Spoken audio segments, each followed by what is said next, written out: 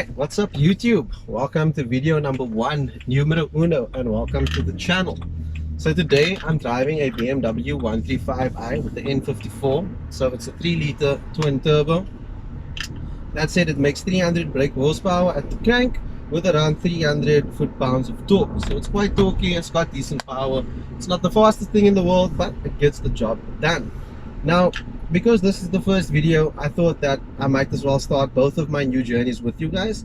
So, number one, my new journey is starting the YouTube channel. And number two, this is a new, well, not a new car, but it's my new car. So I got this recently. And yeah, so whatever I do with this car as we go along, I'll document those besides doing other reviews and any other car related events maybe covered inside of the city. So the 135i, this is a car that I looked at previously and was interested in buying for a very long time. However, my heart very quickly became set on the Nissan 370Z. I really wanted a 370Z. The problem being though, I could not find a manual 370Z, and yes, I know I'm driving an automatic right now, but I couldn't justify for myself driving an automatic 370Z. And besides that, also it's just the price at the moment. I feel like there's still a little bit too much, or a bit more than I'm willing to spend on the Z myself. So I ended up buying a 135i. One of the things that kept me away from the 135 or from N54s in general, or N55s in general, was the problem with turbos, or turbo issues, or turbos going bad. The good thing is, as you can see, this the way that this car looks, the seats, the interior, the previous owner really looked after this car. And before my purchasing, we also replaced the turbos and many of the other small issues that are, or common issues that are found on the N54s or the 135s in general, he already sorted out, like the sensors and so on. So for that reason, it wasn't a difficult decision for me to make to buy this car. What is it like as a daily? So yeah, I do daily drive this car. It's pretty awesome. It does everything. It's got everything you need. There's the back seats.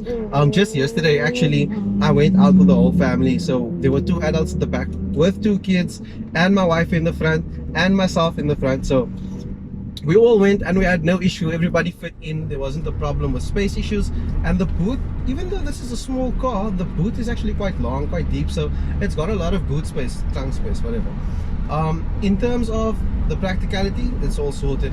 In terms of what it's like on fuel, and this is really strange for me, this is a 3-liter twin turbo, but I have to say it's probably the lightest car I've ever had on fuel.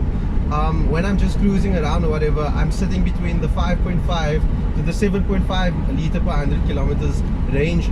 It's obviously now when you get on the freeway, yeah, on the freeway when you're just cruising, it's super light as well, but when you do put your foot down, yeah, then it starts to chow gas. So yeah, nobody buys a performance car to save fuel, let's be honest, right?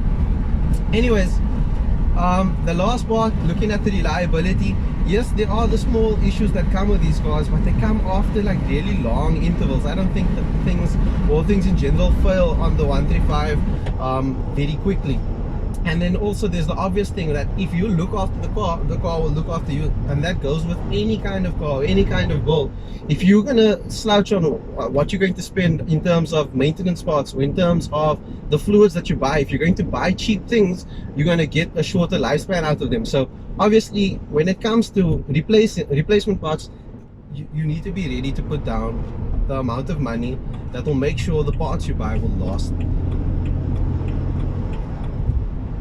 So I'm just trying to get myself a bit of space over here, and these guys just want to get through, and here we go. Nice.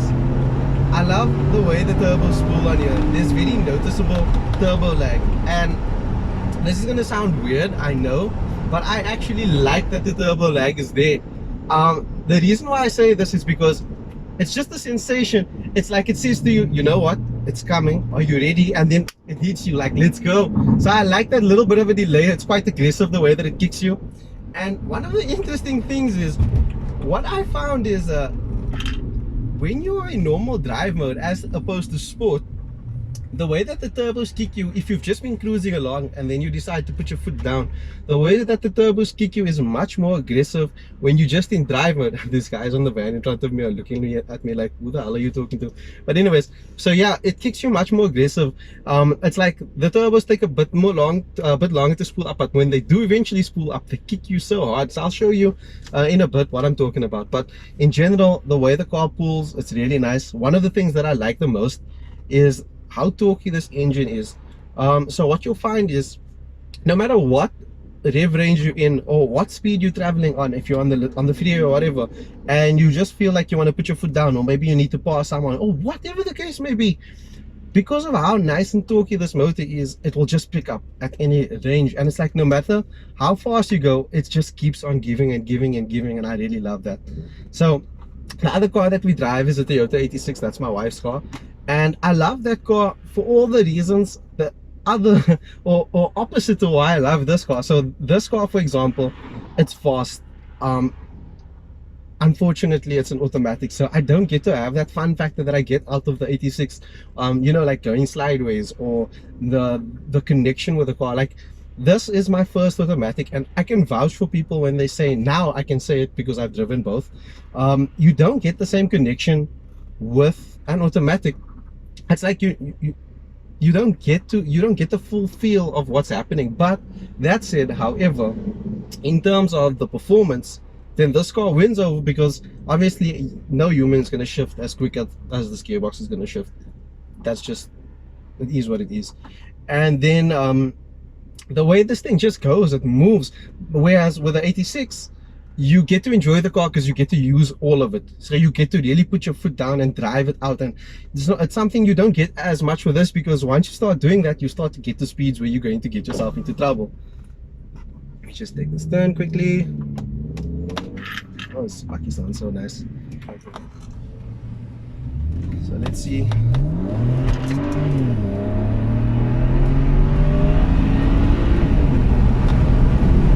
Just doing a nice little pull.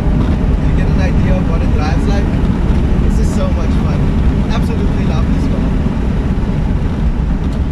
Absolutely love this car. Oh yes. Oh yes. Oh yes. Now, one thing that I must mention, and I think this must be like a German thing. I had an A3 that was tuned quite heavily, and it was quite quick. And one thing I must say about that specific A3 as well as this BMW, compared to other cars that I've owned, and this is where I'll commend the German guys, in terms of the stability. I think that stability in these German cars are amazing, because you can drive at speeds in here, I'm not going to mention those speeds, but then it feels like you're doing like 60 in another car. And in other cars where you hit that like 120 to 140 range and you start to feel the bit of the shake here and there, these cars feel like you just like you're sitting in Juma on a Friday. To make the comparison, but that's what it feels like. It's so tranquil, it's so stable that you don't even feel anything. So I know there's like a plus side and a negative side to this. The negative side is sometimes you want to feel that raw passion, but the plus side is, with a car like this, you're so in control, and the confidence that it gives you, it's quite amazing. That's one thing that really stands out for me with this car. No matter what road you're on, whether it's a bit curvy, whether it's a straight road, you have so much confidence to put your foot down and just go, and it just grips. And the way that the steering feels is great as well. I love the weighting in the settings as well. So when you're driving, for example, when you're just in drive mode, it's quite a weighty feel to the steering, and then when you switch to sports, it's slightly lighter and it just more direct, which is really awesome. These cars are really awesome.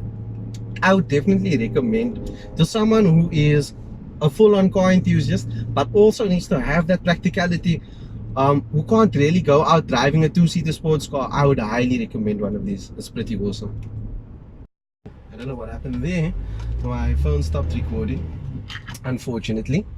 But I'm going to give you guys just what I was explaining before. I was saying that when you just in normal drive mode, oh shit. Okay, so when you're just in normal drive mode, this is quite interesting for me. I love the way that the boost is a little bit more aggressive if you decide to kick down and really use the turbo, or you need to overtake someone. So like right now, I'm in just drive and I'm gonna kick down. What happens is the turbo still need to spool up, and in that process of spooling up, yes, it gives you that time to prepare yourself, but it kicks much harder than when you actually in sport mode and then put your foot down, which I think is really fun. So yeah, that's something to look forward to if you plan on getting yourself an N45. Sorry, I'm leaning forward into the camera because the way that the light's actually hitting the camera right now, I can't see what's recording, and I'm not sure if it's actually focused on me. But yeah, it is what it is. We're still trying to get used to this. Oh, it's so much fun. So much fun. So I'm just gonna do a short pull as soon as I get some space over here. Just hold on. I hope you guys are enjoying the video so far. Also, since this is the first episode and since it's a new journey, I want to share the love. So what I'm going to be doing is we're having a slight competition.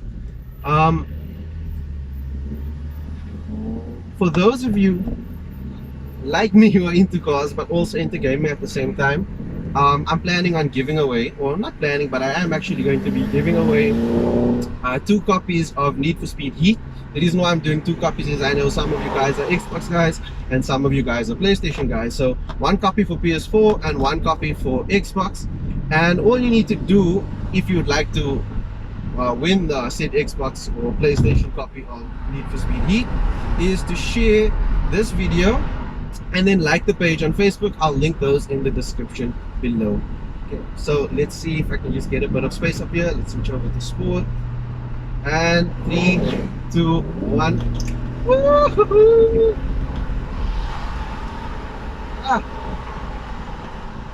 so much fun. So much bloody fun. So yeah, like I don't regret getting the 135i over the 370Z. As you can see, I really enjoy this car.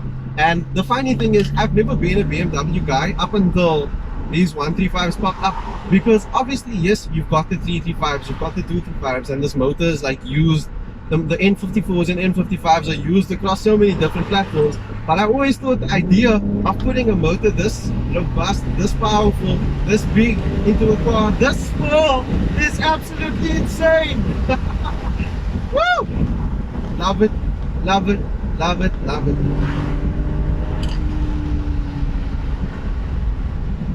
Awesome car. Awesome, awesome, awesome, awesome, awesome. So much fun. Anyways guys, I think that's all for today. Thanks for watching the video. Please don't forget to subscribe. Don't forget to hit the like button, and we'll see you next time.